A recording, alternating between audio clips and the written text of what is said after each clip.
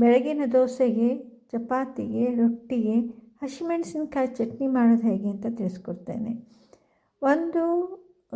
ಒಂದು ಕಾಯನ್ನು ಚೆನ್ನಾಗಿ ತುರಿಬೇಕು, ಹಸಿಕಾಯಿ ಅಥವಾ ಒಣಕಾಯಿನಾದರೂ ಬಂತು ತುರಿದಿಟ್ಕೊಳ್ಬೇಕು. ಹಾಗೆ ಒಂದು 7-8 ಹಸಿಮೆಣಸಿನ್ಕಾಯನ್ನು ಹುರಿದು ಚೆನ್ನಾಗಿ ಬೇಯಿಸಿಟ್ಕೊಳ್ಬೇಕು.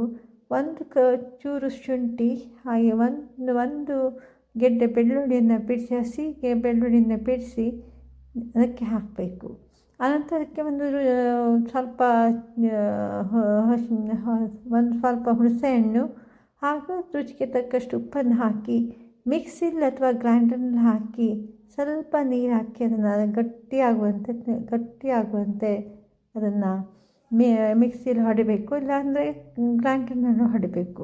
ಅದು ಈ ರೀತಿ ಮಾಡೋದ್ರಿಂದ ಬೆಳಗಿನ ದೋಸೆಗೆ, ಚಪಾತಿಗೆ, ರೊಟ್ಟಿಗೆ ಹಸಿಮೆಣಸಿನ್ಕಾಯಿ ಚಟ್ನಿ ತುಂಬ ಚೆನ್ನಾಗಿ ಆಗ್ತದೆ.